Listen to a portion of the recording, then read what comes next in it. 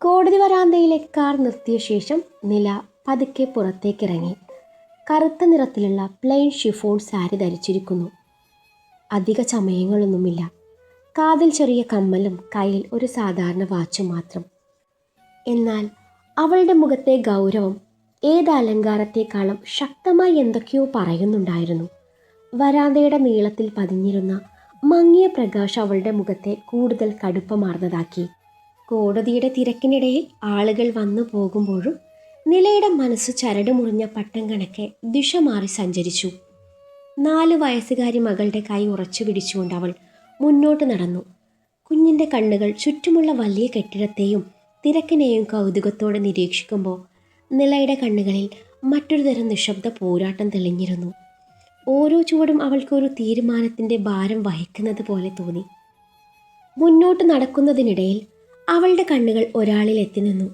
David John Kurisinkal. ഒരു നാൾ തൻ്റെ പ്രാണനായിരുന്നവൻ. എന്നിപ്പോൾ താൻ ഏറ്റവും വെറുക്കുന്നത് അയാളെയാണ്. നിലയുടെ ഹൃദയം മന്ത്രിച്ചു. ഡേവിഡ് അലോഷിക്കും ഡാനിക്കും ഒപ്പം വരാന്തയിൽ നിൽക്കുന്നുണ്ടായിരുന്നു. ഒരു നിമിഷം അവൻ്റെ കണ്ണുകൾ അവളെ തേടിയെത്തി. ആ നിമിഷം സമയം നിലച്ചതുപോലെ തോന്നി. ഡേവിഡിൻ്റെ കണ്ണുകൾ നിലയിലേക്ക് പതിഞ്ഞു. ആ കണ്ണുകളിൽ ഒരു കാലത്ത് അവൾക്ക് വേണ്ടി മാത്രം വിരിയാറുള്ള ചിരിയും ചൂടും അന്നേരം കാണാനില്ലായിരുന്നു. പകരം പറയാതെ കിടക്കുന്ന വാക്കുകളുടെ ഭാരം മാത്രം. അലോഷിയും ഡാനിയും എന്തോ സംസാരിച്ചു കൊണ്ടിരുന്നെങ്കിലും അവൻ്റെ ശ്രദ്ധ പെട്ടെന്ന് അവിടെയൊന്നും ഇല്ലാതെയായി. നിലയുടെ വിരലുകൾ മകളുടെ ചെറുകയിൽ അല്പം കൂടി മുറുകി. മമ്മ. കുഞ്ഞു മുകളിലേക്ക് നോക്കി മന്ദമായി വിളിച്ചു. അവളുടെ ശബ്ദം നിലയെ ആ നിമിഷത്തിൽ നിന്നുണർത്തി. മുഖത്തെ വികാരങ്ങൾ ഒട്ടും പുറത്ത് കാണിക്കാതെ നില ഡേവിഡിനെ ശ്രദ്ധിക്കാതെ നേരെ മുന്നോട്ട് നടക്കാൻ ശ്രമിച്ചു. പക്ഷേ ഹൃദയം പഴയ മുറിവുകൾ വലിച്ചിഴക്കുന്നുണ്ടായിരുന്നു. ഒരിക്കൽ അവനെ ഒരു നിമിഷം പോലും പിരിഞ്ഞിരിക്കാൻ പറ്റാത്തവൾക്ക് ഇന്ന് അവനെ കാണേണ്ടി വന്നതുപോലും ഒരു ശിക്ഷയായി തോന്നി. ഡേവിഡിൻ്റെ കണ്ണുകൾ ഒരു നിമിഷം കുഞ്ഞിലേക്ക് നീങ്ങി. 4 വയസ്സിൻ്റെ നിഷ്കളങ്കതയോടെ ചുറ്റും നോക്കുന്ന ആ കുഞ്ഞിൽ എന്തൊക്കെയോ അവൻ്റെ ഉള്ളിൽ ഇളക്കി മറിഞ്ഞു. ആദരങ്ങൾ എന്തോ പറയാൻ ശ്രമിച്ചുവെങ്കിലും വാക്കുകൾ പുറത്തു വന്നില്ല. ആ നിമിഷം അവളുടെ കൈ വിടുവിച്ച് കുഞ്ഞ് അവനെ അരികിലേക്ക് ഓടി. പപ്പ. ആ ഒരു വാക്ക് കോടതി വരാന്തയിലെ നിശബ്ദതയെ കീറിക്കടന്നു. ഡേവിഡിൻ്റെ ശരീരം ഒരു നിമിഷം അനങ്ങാതെയായി. കുഞ്ഞു ഓടി വന്ന് അവൻ്റെ കാലിൽ ചുറ്റിപ്പിടിച്ചു. പപ്പ, എനിക്ക് പപ്പയുടെ കൂടെ നിന്നാൽ മതി. മമ്മയുടെ കൂടെ പോവണ്ട. പപ്പ എന്നെ കൊണ്ടുപോവില്ലേ? ആ കുഞ്ഞിൻ്റെ നിഷ്കളങ്കമായ ശബ്ദം അവൻ്റെ ഉള്ളം കീറി മുറിച്ചു. ഡേവിഡിൻ്റെ കൈകൾ വിറച്ചു. പതുക്കെ അവൻ മുട്ടുകുത്തിയിരുന്നു. കണ്ണുകൾ നിറഞ്ഞു മുങ്ങിയിരുന്നു. വിറയുന്ന കൈകൊണ്ട് കുഞ്ഞിൻ്റെ കവിളിൽ തൊട്ടു. ഇച്ചു, അവൻ മൃദുവായി വിളിച്ചു. നില അല്പം അകലെ നിൽക്കുകയായിരുന്നു. മുഖത്ത് പഴയ ഗൗരവം തന്നെ. കണ്ണുകളുടെ ആഴത്തിൽ നാളുകളായി അടക്കി വെച്ച വേദനയുടെ തിരമാല. അവൾ എന്തെങ്കിലും പറയാൻ ശ്രമിച്ചു. പക്ഷേ ശബ്ദം തൊണ്ടയിൽ കുടുങ്ങി. കുഞ്ഞ് വീണ്ടും ഡേവിഡിൻ്റെ കഴുത്തിൽ കൈ ചുറ്റി. എനിക്ക് പപ്പയെ വേണം. ഡേവിഡ് കണ്ണുകൾ പൂട്ടി. ഒരു കണ്ണുനീർ തുള്ളി പതുക്കെ താഴേക്ക് വീണു. അവൻ പതുക്കെ തല ഉയർത്തി നിലയിലേക്ക് നോക്കി. നില അവൻ്റെ നോട്ടം കണ്ടതും മുഖം തിരിച്ചു. അവളുടെ പ്രവൃത്തി അവനുള്ളിൽ നൊമ്പരം നിറച്ചു. ഡേവിഡ് കുഞ്ഞിൻ്റെ നെറുകയിൽ തലോടി കുഞ്ഞി കവിളിൽ ചുംബിച്ചു. കുഞ്ഞ് ഡേവിഡിൻ്റെ കഴുത്തിൽ കൈകൾ മുറുക്കി പിടിച്ചു. ചെറിയ വിരലുകൾ അവൻ്റെ ഷർട്ടിൽ ചുരുണ്ടു നിന്നു. കണ്ണുനീർ മറയ്ക്കാൻ ശ്രമിച്ചുവെങ്കിലും ഡേവിഡിൻ്റെ കണ്ണുകൾ വീണ്ടും നിറഞ്ഞു. അകത്തുനിന്ന് മോളോട് അവർ ചോദിക്കും, മോൾക്ക് ആരുടെ കൂടെ പോകണമെന്ന്. ഡേവിഡിൻ്റെ ശബ്ദം വിറച്ചു.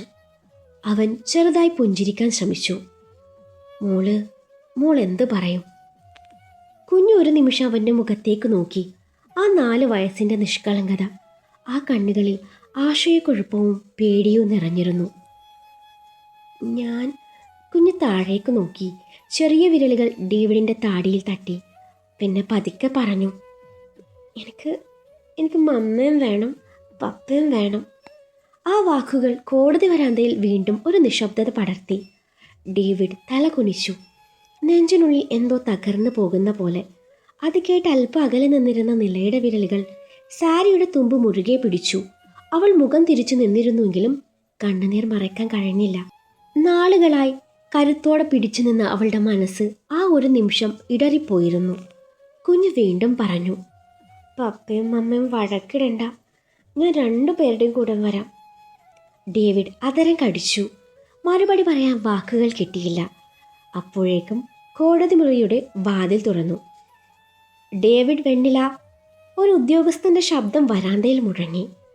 കുഞ്ഞ് പേടിച്ച് ഡേവിഡിന്റെ നെഞ്ചിലേക്ക് ചേർന്നു. ഡേവിഡ് പതുക്കെ കുഞ്ഞിൻ്റെ മുകളിൽ കൈയെടുത്തു. മോളും, അകത്തെന്ത് ചോദിച്ചാലും മോൾക്ക് മനസ്സിലുള്ളത് മാത്രം പറയണം, പേടിക്കണ്ട. കുഞ്ഞ് തല കുനിച്ചു. പക്ഷെ അടുത്ത നിമിഷം അവൾ ചോദിച്ചു, പപ്പേ, ഞാൻ പറഞ്ഞ പപ്പയും അമ്മയും വീണ്ടും ഒരുമിച്ച് താമസിക്കുമോ? ആ ചോദ്യം അവൻ്റെ ഹൃദയത്തിൽ കൊളുത്തി. താമസിക്കും. പപ്പയ്ക്ക് മോളും മോളുടെ മമ്മയും ഇല്ലാതെ ജീവിക്കാൻ പറ്റില്ലടാ. പപ്പയ്ക്ക് നിങ്ങളെ 2 പേരെയും ജീവനാ. അത് പറയുമ്പോൾ അവൻ്റെ കണ്ണുകൾ നിലയിലേക്ക് നീണ്ടു. ഡേവിഡ് അത് പറഞ്ഞു തീർന്നതും നില പതുക്കെ മുന്നോട്ട് വന്നു. ഒരു നിമിഷം മകളെ നോക്കി, പിന്നെ ദേഷ്യത്തോടെ ഡേവിഡിനെയും.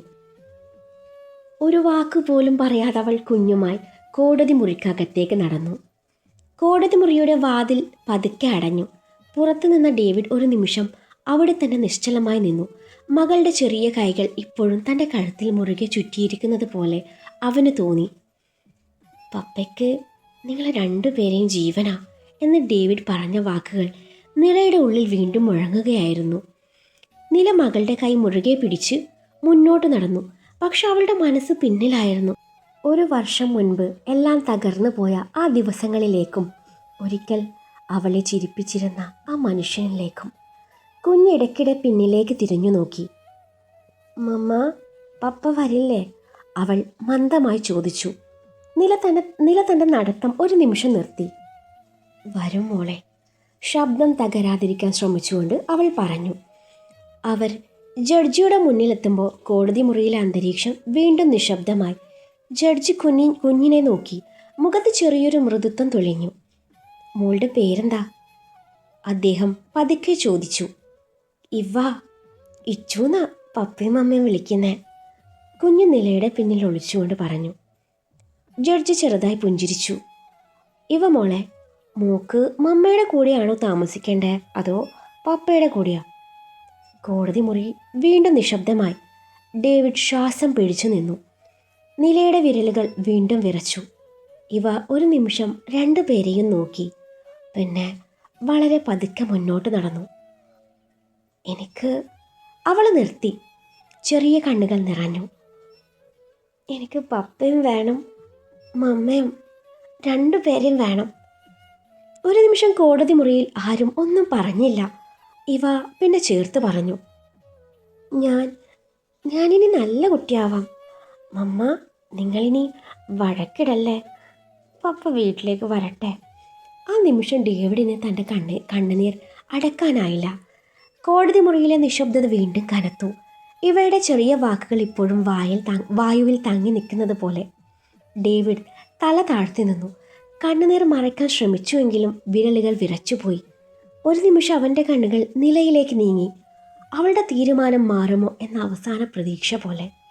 ജഡ്ജി പതുക്കെ കണ്ണാടി ഊരി മേശപ്പുറത്ത് വെച്ചു. പിന്നെ നിലയെ നോക്കി. എന്താ വെണ്ണിലേക്ക് പറയാനുള്ളത്? ജഡ്ജി ചോദിച്ചു. ശബ്ദം ശാന്തമായിരുന്നു, പക്ഷെ അതിൽ ഒരു ഗൗരവമുണ്ടായിരുന്നു. നില ഒരു നിമിഷം കണ്ണുകൾ അടച്ചു. ഇവയുടെ കരഞ്ഞ മുഖം അവളുടെ മനസ്സിൽ തെളിഞ്ഞു. പപ്പയും മമ്മയും വേണം എന്ന ചെറിയ ശബ്ദം ഇപ്പോഴും ചെവിയിൽ മുഴങ്ങുന്നുണ്ടായിരുന്നു. എന്നാൽ അടുത്ത നിമിഷം അവളുടെ മുഖം വീണ്ടും കടുപ്പമായി. എനിക്ക് ഡിവോഴ്സ് വേണം. നിലയുടെ വാക്കുകൾ ഉറച്ചതായിരുന്നു. കോടതി മുറിയിൽ വീണ്ടും ഒരു നിശബ്ദത. ഡേവിഡ് പതുക്കെ തല ഉയർത്തി. ആ വാക്കുകൾ കേട്ട നിമിഷം മുഖത്ത് എന്തോ തകർന്ന് വീണ പോലെ. ജഡ്ജി കുറച്ച് നിമിഷങ്ങൾ ഒന്നും പറഞ്ഞില്ല. പിന്നെ ഗൗരവത്തോടെ ചോദിച്ചു. വെണ്ണില, നിങ്ങളുടെ മകള് ഇങ്ങനെ പറയുമ്പോഴും നിങ്ങൾക്ക് ഇപ്പോഴും ഈ തീരുമാനം തന്നെ വേണോ? നില ആഴത്തിൽ ശ്വാസം വലിച്ചു. അതെ മാഡം. അവളുടെ ശബ്ദം വിറച്ചില്ല. ഒരു കുട്ടിക്ക് അച്ഛനും അമ്മയും 2 പേരും വേണമെന്ന് എനിക്കറിയാം. പക്ഷേ നിലയുടെ വാക്കുകൾ മുറിഞ്ഞു തുടങ്ങി. അവൾ വാക്കുകൾ പൂർത്തിയാക്കിയില്ല. വെണ്ണില, നിങ്ങൾ ഡിവോഴ്സ് വേണമെന്ന് ഉറപ്പിച്ച് പറയുമ്പോഴും അതുവരെ അതിനുള്ള കാരണം കോടതിക്ക് മുന്നിൽ വെളിപ്പെടുത്തിയിട്ടില്ല. നിങ്ങൾ അത് ഓർക്കണം. അറിയാം മാഡം, ഞാൻ ആരെയും താഴ്ത്തിക്കെട്ടാനോ അപമാനിക്കാനോ ആഗ്രഹിക്കുന്നില്ല. അതുകൊണ്ടാണ് ഞാൻ കാരണം വെളിപ്പെടുത്താത്തത്. പക്ഷേ ഈ വ്യക്തിയുമായി ഒരുമിച്ച് പോവാൻ ബുദ്ധിമുട്ടാണ്. ബഹുമാനപ്പെട്ട കോടതി എൻ്റെ അവസ്ഥ മനസ്സിലാക്കണം. അവൾ കോടതിക്ക് മുൻപിൽ കൈകൾ കൂപ്പി. മിസ്റ്റർ ഡേവിഡ്, താങ്കൾക്ക് എന്താ പറയാനുള്ളത്? ഡേവിഡ് കുറച്ച് നിമിഷങ്ങൾ മിണ്ടാതെ നിന്നു. കോടതി മുറിയിലെ എല്ലാവരുടെയും കണ്ണുകൾ അവൻ്റെ മേൽ പതിഞ്ഞിരുന്നു. എന്നാൽ അവൻ നോക്കിയത് ഒരാളെയായിരുന്നു, നിലയെ. അവളുടെ മുഖത്ത് പതിവ് പോലെ ആ കടുപ്പം തന്നെ. പക്ഷേ കണ്ണുകളുടെ ആഴത്തിൽ എന്തോ ഒന്ന് ഒളിച്ചിരിക്കുന്നുവെന്ന് അവന് തോന്നി. ഡേവിഡ് പതുക്കെ ഒരു ദീർഘനിശ്വാസം വലിച്ചു. ബഹുമാനപ്പെട്ട കോടതി, അവൻ്റെ ശബ്ദം ചെറുതായി വിറച്ചു. ഞാൻ ഈ ഡിവോഴ്സ് ആഗ്രഹിക്കുന്നില്ല. കോടതി മുറിയിൽ വീണ്ടും ഒരു നിശബ്ദത വീണു. നിലയുടെ മുഖത്ത് ഒരു ചെറിയ മാറ്റം തെളിഞ്ഞെങ്കിലും അടുത്ത നിമിഷം അവൾ അത് മറച്ചു. ഡേവിഡ് തുടർന്നു. എൻ്റെ കുഞ്ഞ്. ഡേവിഡിൻ്റെ ശബ്ദം വീണ്ടും മുറിഞ്ഞു. എൻ്റെ കുഞ്ഞ്. അവൾക്ക് ഞാൻ പപ്പ മാത്രമല്ല മാഡം, അവളെൻ്റെ ലോകമാണ്. ആ കുഞ്ഞിനൊപ്പവും എൻ്റെ നിലക്കൊപ്പവും ഈ ജീവിതകാലം മുഴുവൻ ജീവിക്കാൻ ഞാൻ ആഗ്രഹിക്കുന്നു. കോടതി എനിക്ക് കുറച്ച് ദിവസത്തെ സമയം തരണം. അതിനുള്ളിൽ ഞാൻ തെളിയിച്ചിരിക്കും എൻ്റെ ഭാഗത്ത് ഒരു തെറ്റുമില്ലെന്ന്. തെളിയിക്കാൻ പറ്റിയില്ലെങ്കിൽ മിസ്റ്റർ ഡേവിഡ് എന്തു ചെയ്യും? കോടതിയുടെ ശബ്ദം ആ മുറിയിലാകെ മുഴങ്ങി.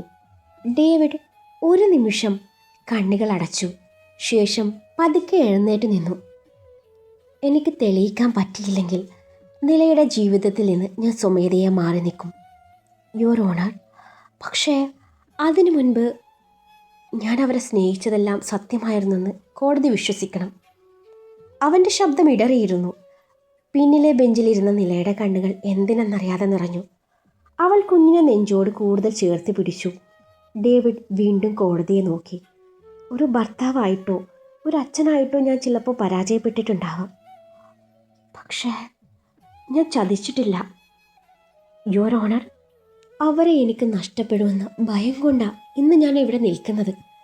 കോടതി മുറിയിൽ കുറച്ച് നിമിഷങ്ങൾ നിശബ്ദത പടർന്നു. ജഡ്ജ് കുറച്ച് നിമിഷങ്ങൾ ഡേവിഡിനെ നോക്കി നിന്നു. ആ കണ്ണുകളിൽ കഠിനതയേക്കാൾ കൂടുതൽ ഒരു മനുഷ്യൻ്റെ വേദന മനസ്സിലാക്കിയ നിശബ്ദതയുണ്ടായിരുന്നു. മിസ്റ്റർ ഡേവിഡ്, കോടതിയുടെ ശബ്ദം വീണ്ടും മുഴങ്ങി. നിയമത്തിന് മുന്നിൽ വികാരങ്ങൾക്കല്ല തെളിവുകൾക്കാണ് പ്രാധാന്യം. പക്ഷേ ചിലപ്പോൾ ഒരാളുടെ ശബ്ദത്തിൽ നിന്ന് പോലും സത്യം കേൾക്കാൻ സാധിക്കും. ഡേവിഡ് തല താഴ്ത്തി നിന്നു.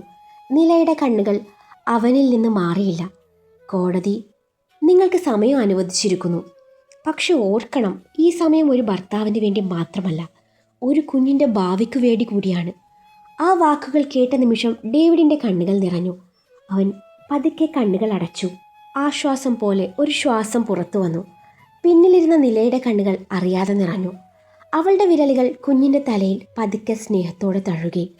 ഡേവിഡ് തിരിഞ്ഞവളെ നോക്കി. ആ നോട്ടത്തിൽ വാഗ്ദാനമുണ്ടായിരുന്നു. ഞാൻ തിരിച്ചു വരും, നിന്നെയും നമ്മുടെ കുഞ്ഞിനെയും നഷ്ടപ്പെടാതെ. എന്നാൽ നിലയുടെ കണ്ണുകളിൽ ഭാവമാറ്റങ്ങൾ ഒന്നുമില്ലായിരുന്നു. നിലയും അടുത്ത 6 മാസക്കാലം അവരുടെ കുഞ്ഞിനൊപ്പം ഒരേ വീട്ടിൽ താമസിക്കണം. ആ കാലാവധിക്കുള്ളിൽ മിസ്റ്റർ ഡേവിഡ് തൻ്റെ നിരപരാധിത്വം തെളിയിക്കട്ടെ. അതിനുശേഷം ഇരുവർക്കും ഒരുമിച്ച് മുന്നോട്ടു പോകാൻ സാധിക്കില്ലെന്ന് കോടതിക്ക് ബോധ്യമായ വിവാഹമോചനം അനുവദിക്കുന്നതാണ്. ജഡ്ജിയുടെ ഗംഭീരമായ ശബ്ദം കോടതി മുറിയിലാകെ മുഴങ്ങി. ആ വാക്കുകൾ കേട്ട നിമിഷം നിലയുടെ മുഖം മങ്ങിപ്പോയി. കണ്ണുകളിൽ നിരാശയുടെ ഒരു മൂടൽ പടർന്നു.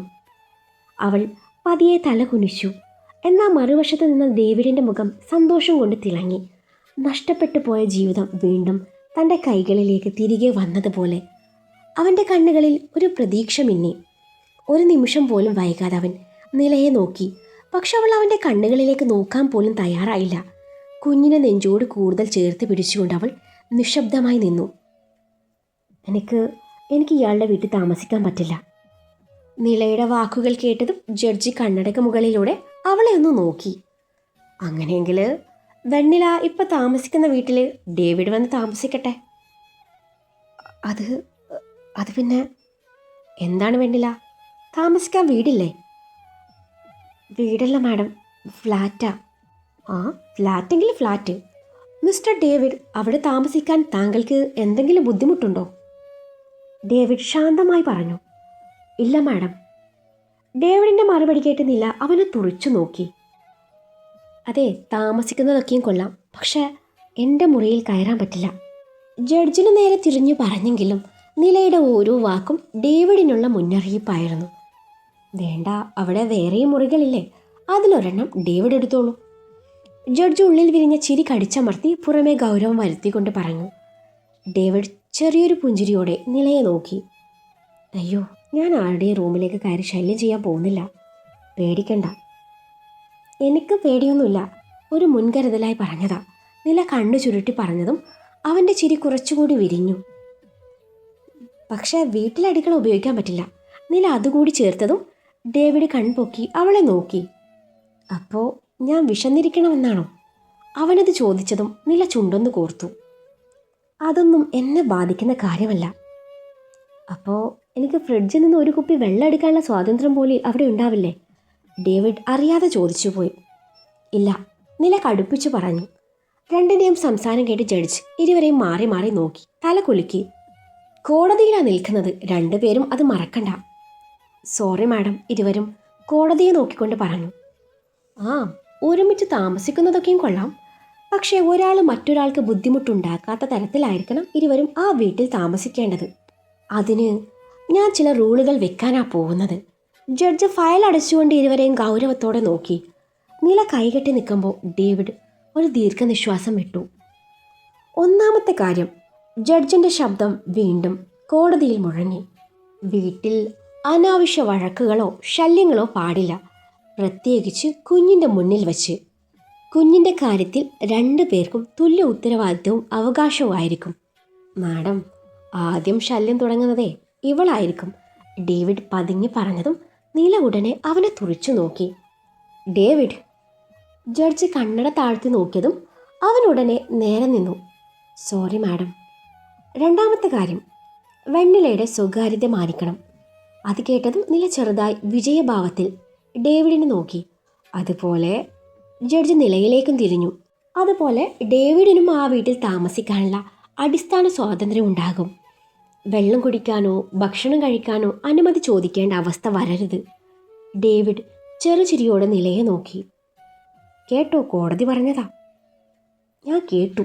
നില മുഖം തിരിച്ചു. മൂന്നാമത്തെ കാര്യം, ജഡ്ജ് അല്പം മുന്നോട്ട് ചാഞ്ഞുകൊണ്ട് പറഞ്ഞു. ഇരുവരും തമ്മിൽ എന്തെങ്കിലും ചെറിയ പ്രശ്നമുണ്ടെങ്കിൽ അത് സംസാരിച്ച് തീർക്കണം. ദിവസവും കോടതി വന്ന് റിപ്പോർട്ട് ചെയ്യേണ്ട അവസ്ഥ ഉണ്ടാക്കരുത്. അവരുടെ മുഖത്തെ മൗനം കണ്ടതും ജഡ്ജ് ചെറിയൊരു പുഞ്ചിരി ചിരിച്ചു. സത്യത്തിൽ നിങ്ങൾ രണ്ടുപേരുടെയും വഴക്ക് കണ്ടാലേ ശത്രുക്കളെ പോലെ തോന്നുന്നില്ല. അത് കേട്ട് നിലയും ഡേവിഡും ഒരേ സമയം പരസ്പരം നോക്കി. പിന്നെ കണ്ണുടനെ മാറ്റി. ഇവളെ സഹിക്കാൻ എളുപ്പമല്ല മാഡം, ഡേവിഡ് മന്ദമായി പറഞ്ഞു. അതുപോലെ തന്നെയാ ഇയാളെയും, നില ഉടൻ തിരിച്ചും പറഞ്ഞു. ജഡ്ജ് നെറ്റിയിൽ കൈവച്ച് തല കുലുക്കി. ദൈവമേ, ഇനി നിങ്ങളെ ഒരുമിച്ച് താമസിപ്പിക്കാൻ പറഞ്ഞത് തെറ്റായ തീരുമാനമായിരുന്നോ? ജഡ്ജിൻ്റെ വാക്കുകൾ കേട്ടതും കോടതി മുറിയിൽ ചെറിയൊരു ചിരി പടർന്നു. നില മുഖം ചുളിച്ചുകൊണ്ട് കൈകെട്ടി നിന്നു. ഡേവിഡ് തല താഴ്ത്തി ചിരി ഒളിപ്പിക്കാനായി ചുണ്ട് കടിച്ചു. ജഡ്ജ് ഫയലെടുത്ത് അവസാനമായി ഇരുവരെയും ഒന്ന് നോക്കി. ഇന്നു മുതൽ നിങ്ങൾ ഒരുമിച്ച് താമസിക്കും. നിയമപരമായി ഇതൊരു നിർദ്ദേശം മാത്രമല്ല, ഉത്തരവാണ്. നില അസ്വസ്ഥതയോടെ മുഖം തിരിച്ചു. ഡേവിഡ് പതുക്കെ തലകുനിച്ചു. പക്ഷേ നില എന്തോ പറയാൻ ശ്രമിച്ചതും ജഡ്ജ് കൈ ഉയർത്തി അവളെ നിർത്തിച്ചു. ഇനി പക്ഷേയും എങ്കിലും ഒന്നും വേണ്ട. അവരുടെ ശബ്ദത്തിൽ കർശനത നിറഞ്ഞിരുന്നു. നിങ്ങൾ തമ്മിൽ പ്രശ്നങ്ങളുണ്ടാകാം, അഭിപ്രായ വ്യത്യാസങ്ങളുണ്ടാവാം, പക്ഷേ അതിൽ നിന്ന് ഓടി രക്ഷപ്പെടുന്നതല്ല പരിഹാരം. കോടതി മുറിയിൽ വീണ്ടും നിശബ്ദത നിറഞ്ഞു. 6 മാസം. ജഡ്ജ് ഫയൽ അടച്ചു മേശപ്പുറത്ത് വെച്ചു. 6 മാസം നിങ്ങൾ ഒരേ വീട്ടിൽ താമസിക്കണം. അതിനുശേഷവും നിങ്ങൾക്ക് ഒരുമിച്ച് ജീവിക്കാൻ പറ്റില്ലെന്ന് തോന്നുന്നുണ്ടെങ്കിൽ പിന്നെ എന്തു ചെയ്യണമെന്ന് കോടതി തീരുമാനിക്കും. അപ്പോഴേക്കും കോടതി സമയം അവസാനിച്ചിരുന്നു. കോടതി മുറിക്കുള്ളിലെ ഘടികാരത്തിൽ സമയം അവസാനിച്ചതിൻ്റെ ശബ്ദം മുഴങ്ങി. ജഡ്ജ് കസേരയിൽ നിന്ന് എഴുന്നേറ്റതും എല്ലാവരും മാന്യമായി എഴുന്നേറ്റ് നിന്നു. കേസ് അടുത്ത ഹിയറിങ്ങിലേക്ക് മാറ്റുന്നു. ജഡ്ജ് അത്രമാത്രം പറഞ്ഞ് ഫയലെടുത്ത് പുറത്തേക്ക് നടന്നു. ജഡ്ജ് പോയതും കോടതി മുറിയിലെ മന്ദമായ ചർച്ചകൾ വീണ്ടും ഉയർന്നു. നില അസ്വസ്ഥതയോടെ ഒരു ദീർഘനിശ്വാസം വിട്ടു. ഡേവിഡ് അവളെ ഒന്ന് നോക്കിയെങ്കിലും അവൾ അവനെ പൂർണ്ണമായി അവഗണിച്ചു. ഗ്രേറ്റ്, ഡേവിഡ് ചെറുപുഞ്ചിരിയോടെ മുറുമുറുത്തു. ഇനി 6 മാസം യുദ്ധഭൂമിയിലാണെന്ന് സാരം. നിലയ്ക്ക് കേൾക്കാൻ പാകത്തിൽ ഡേവിഡ് ഡാനിയോടെന്ന പോലെ പറയുന്നുണ്ട്. ഒരു നിമിഷം ഡേവിഡിനെ തിരിഞ്ഞു നോക്കി നില അസ്വസ്ഥതയോടെ മുഖം തിരിച്ചു വേഗത്തിൽ പുറത്തേക്ക് നടന്നു. ഡേവിഡ് അവളുടെ പിന്നാലെ പതുക്കെ നടന്നു. കോടതി മുറിക്ക് വെളിയിലെത്തിയതും നില പെട്ടെന്ന് തിരിഞ്ഞു. ഒരു കാര്യം ആദ്യം തന്നെ പറയാം. അവളുടെ ശബ്ദത്തിൽ മുന്നറിയിപ്പ് നിറഞ്ഞിരുന്നു. ഡേവിഡ് കൈകൾ പോക്കറ്റിലിട്ട് ശാന്തമായി അവളെ നോക്കി. പറയൂ. എൻ്റെ ജീവിതത്തിൽ ഇടപെടാൻ ശ്രമിക്കരുത്. നിലയുടെ വാക്കുകൾ കർശനമായിരുന്നു. 6 മാസം കഴിഞ്ഞാൽ നമ്മൾ ഓരോ വഴിക്ക് പോകും. അതുവരെ അനാവശ്യമായി എന്നെ ശല്യം ചെയ്യാതിരിക്കുക. ഡേവിഡ് കുറച്ചു നേരം മിണ്ടാതെ അവളെ നോക്കി നിന്നു. പിന്നീട് പതുക്കെ ചിരിച്ചു. ആ ചിരിക്ക് പിന്നിൽ ഒരുപാട് അർത്ഥങ്ങളുണ്ടായിരുന്നു. നില ബേബി, അവൻ ചെറുതായി മുന്നോട്ട് ചാഞ്ഞു. ഇച്ഛായനെ ഇപ്പൊ പോവാ. അവൻ്റെ ആ പ്രയോഗം കേട്ട് നില കണ്ണു ചുരുട്ടി അവനെ നോക്കി. പക്ഷേ ഡേവിഡ് ചുണ്ടിൽ കളിയുള്ളൊരു പുഞ്ചിരിയോട് തുടർന്നു. വൈകാതെ അങ്ങോട്ട് വരാം. ഡോ, നില പല്ല് കടിച്ച് വിളിച്ചതും അവൻ കൈ ഉയർത്തി കീഴടങ്ങുന്നത് പോലെ കാണിച്ചു. അയ്യോ പേടിക്കേണ്ട, കോടതി പറഞ്ഞതുപോലെ തന്നെയാ ഞാൻ അവിടെ ജീവിക്കാൻ പോകുന്നത്. അവൻ കണ്ണിറുക്കി കാണിച്ചു മുന്നോട്ട് നടന്നു. അവൻ്റെ പോക്ക് നോക്കി നിന്ന് ഇച്ചു നിലയുടെ കൈ വിടുവിച്ചു അവൻ്റെ അരികിലേക്ക് ഓടി. പപ്പേ. ഇച്ചുവിൻ്റെ ശബ്ദം കേട്ടതും ഡേവിഡ് ഉടൻ തിരിഞ്ഞു നോക്കി. അടുത്ത നിമിഷം തന്നെ കുഞ്ഞു ഓടിയെത്തി അവൻ്റെ കാലിൽ ചുറ്റി പിടിച്ചു. ഡേവിഡിൻ്റെ മുഖത്തെ കളിയൊക്കെ മങ്ങിപ്പോയി. അവൻ പതുക്കെ മുട്ടുകുത്തിയിരുന്ന് ഇച്ചുവിൻ്റെ മുഖം കൈകളിൽ കോരിയെടുത്തു. ഇച്ചു, പപ്പ പോവാണോ? ഇച്ചുവിൻ്റെ കണ്ണുകളിൽ നിരാശ നിറഞ്ഞിരുന്നു. ഡേവിഡ് ഒരു നിമിഷം മിണ്ടാതെ നിന്നു. പിന്നെ ചെറിയൊരു പുഞ്ചിരിയോടെ അവളുടെ നെറ്റിയിൽ മുത്തമിട്ടു. പോകും, പക്ഷേ വീണ്ടും വരും. ഇച്ചു വിളിച്ച പപ്പയ്ക്ക് വരാതിരിക്കാൻ പറ്റുമോ? എന്നാ ഇച്ചുവും പപ്പയുടെ കൂടെ വരുവാ. നമുക്ക് ഒരുമിച്ച് തിരിച്ചു വരാം. ഇല്ല, പപ്പ ഇച്ചുവിനെ പറ്റിക്കും. ഇച്ചു പറയുന്നത് കേട്ടതും ഡേവിഡ് ചെറുചിരിയാലെ അവളെ കൈകളിലെടുത്ത് നിലയുടെ അരികിലേക്ക് നടന്നു. ഞാൻ മോളെ കൊണ്ടുപോവാ. വൈകുന്നേരം ഞങ്ങൾ ഒരുമിച്ച് വന്നോളാം എന്നുള്ള ഡേവിഡിൻ്റെ പറച്ചിലിൽ നിലയുടെ മുഖം കടുപ്പമായി. വേണ്ട. നിലയുടെ മറുപടി പെട്ടെന്നായിരുന്നു. എന്താ? ഡേവിഡിൻ്റെ മുഖം ചുളിഞ്ഞു. ഇച്ചു എങ്ങോട്ടും വരുന്നില്ല. നില ശാന്തമായി പറയാൻ ശ്രമിച്ചുവെങ്കിലും വാക്കുകളിൽ മറഞ്ഞു നിന്ന അസ്വസ്ഥത വ്യക്തമായിരുന്നു. ഞാൻ പപ്പയുടെ കൂടെ പോവും. ഇച്ചു ഡേവിഡിൻ്റെ കഴുത്തിൽ വട്ടം ചുറ്റി പിടിച്ചു. അവൻ്റെ തോളിലേക്ക് മുഖം പൂഴ്ത്തിയതും നില ഇച്ചുവിനെ അവനിൽ നിന്നും തട്ടിപ്പറിക്കാൻ നോക്കി. ഇച്ചു ഇങ്ങ് വാ. നിലയുടെ ശബ്ദം ഇത്തവണ കർശനമായി ഉയർന്നു. പക്ഷെ ഇച്ചു അത് കേട്ടിട്ടും ഡേവിഡിൻ്റെ ഷർട്ട് മുറുക്കി പിടിച്ചു. ഞാൻ പപ്പയുടെ കൂടെ പോവും. ഡേവിഡ് ചെറിയൊരു നിശ്വാസം വിട്ട് നിലയെ നോക്കി. നില, ഞാൻ വെറുതെ കൊണ്ടുപോകുന്നതല്ല. കുറച്ച് സമയം പുറത്തൊക്കെ ഒന്ന് പോയിട്ട് തിരിച്ചു വരാം. അത് വേണ്ടെന്ന് പറഞ്ഞില്ല ഞാൻ. നിലയുടെ കണ്ണുകളിൽ അസ്വസ്ഥത തെളിഞ്ഞു. കോടതി പറഞ്ഞത് നീയും കേട്ടതല്ല നില. മോളുടെ കാര്യത്തിൽ 2 പേർക്കും തുല്യ അവകാശ. ഡേവിഡിന്റെ ശബ്ദം ശാന്തമായിരുന്നുവെങ്കിലും അതിലെ ഉറച്ച ഭാവം നിലയെ കൂടുതൽ അസ്വസ്ഥയാക്കി. ഇച്ചി ഇപ്പോഴും അവൻ്റെ കഴുത്തിൽ മുഖം പൂഴ്ത്തിയിരുന്നു. കോടതി അങ്ങനെ പലതും പറയും. ഞാൻ അവളെ കഷ്ടപ്പെട്ട് 9 മാസം വയറ്റിലിട്ട് പ്രസവിച്ച. നിലയുടെ ശബ്ദം ഒടുവിൽ വിങ്ങി. ആ ശബ്ദത്തിലെ മാറ്റം ഡേവിഡിന് മനസ്സിലായി. പക്ഷേ നിലയുടെ വാശിക്ക് മുന്നിൽ തോൽക്കാനോ കുഞ്ഞിനെ വേദനിപ്പിക്കാനോ അവനാകുമായിരുന്നില്ല. മോളുടെ കാര്യത്തിൽ ഞാനും കുറച്ച് കഷ്ടപ്പെട്ടതാന്നില്ല. അല്ലാതെ നീ ഒറ്റയ്ക്ക് വിചാരിച്ചാൽ നടക്കുന്ന കാര്യമല്ലല്ലോ ഇത്.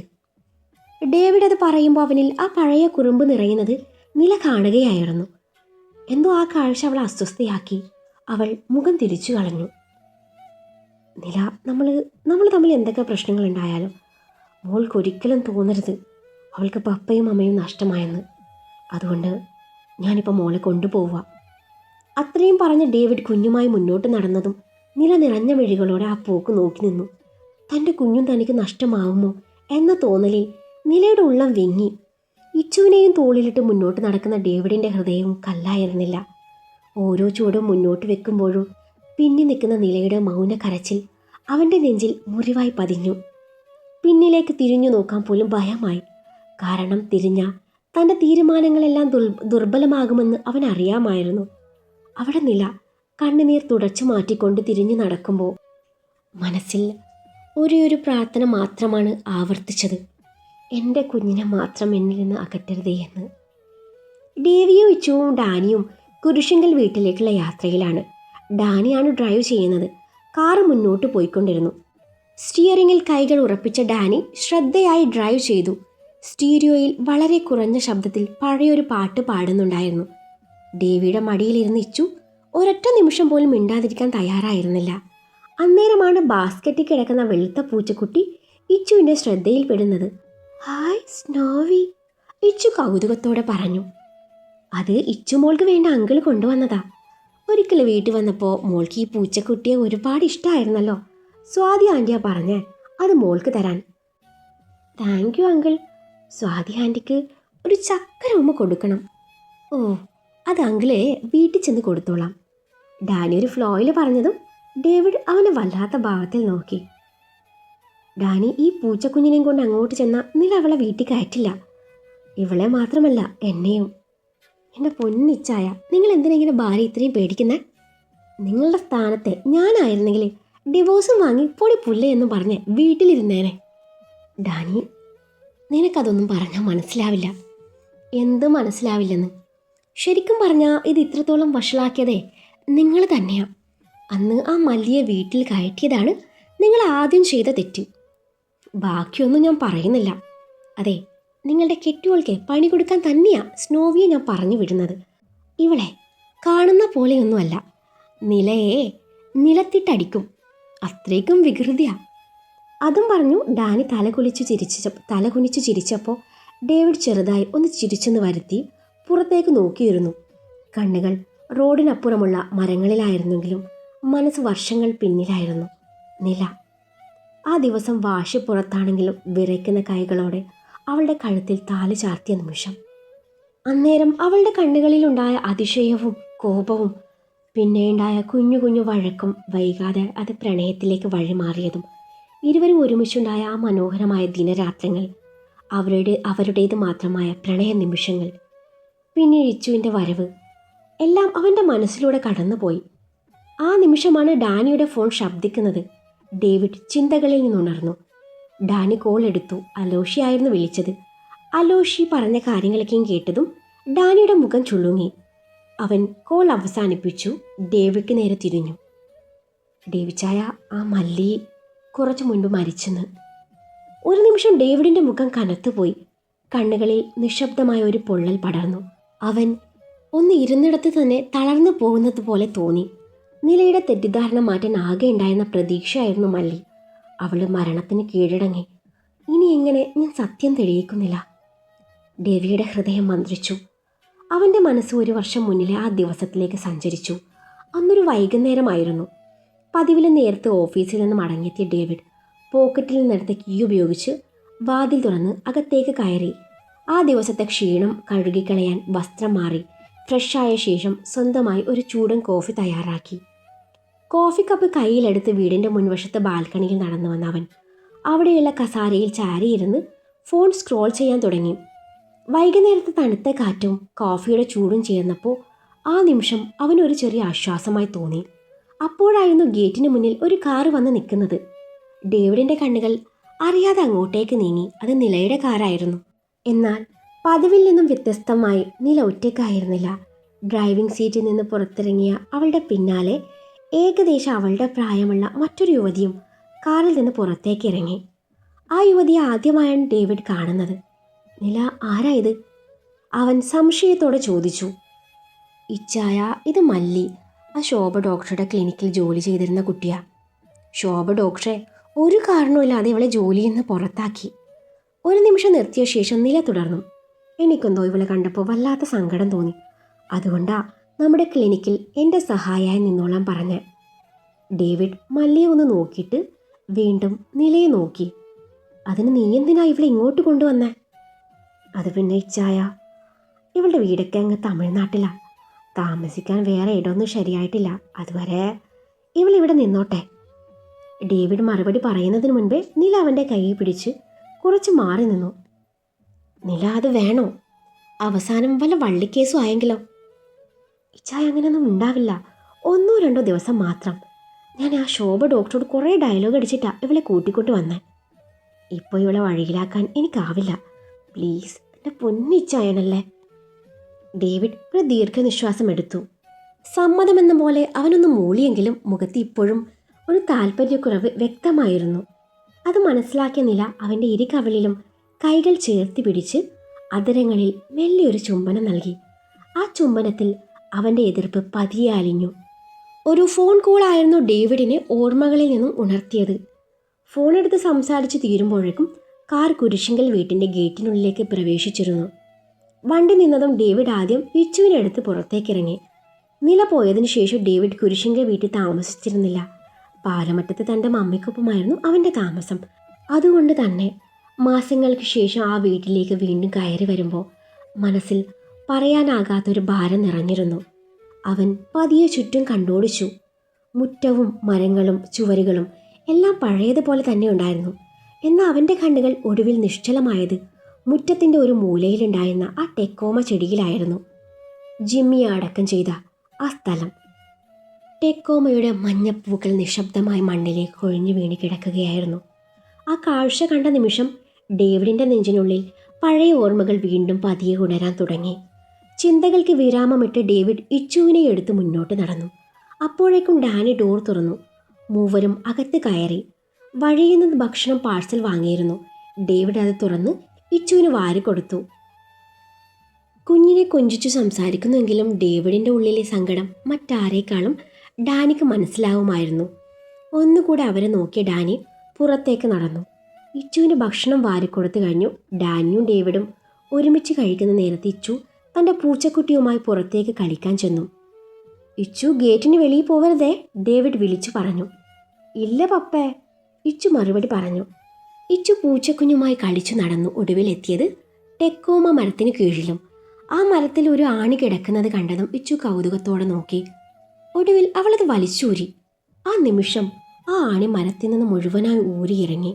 അടുത്ത നിമിഷം ആണി അവളുടെ കയ്യിൽ നിന്നും താഴെ വീണു. ഒരു നിമിഷത്തേക്കൊന്നും സംഭവിച്ചില്ല. ഇച്ചു കൗതുകത്തോടെ താഴേക്ക് നോക്കി. പൂച്ചക്കുട്ടി ആ മണ്ണ് മണത്തുകൊണ്ട് അവളുടെ കാലിനരികിലൂടെ നടന്നു. പെട്ടെന്ന് മണ്ണിനടിയിൽ നിന്ന് ചെറിയൊരു ശബ്ദം, ചെറിയൊരു വിള്ളൽ രൂപപ്പെട്ടു.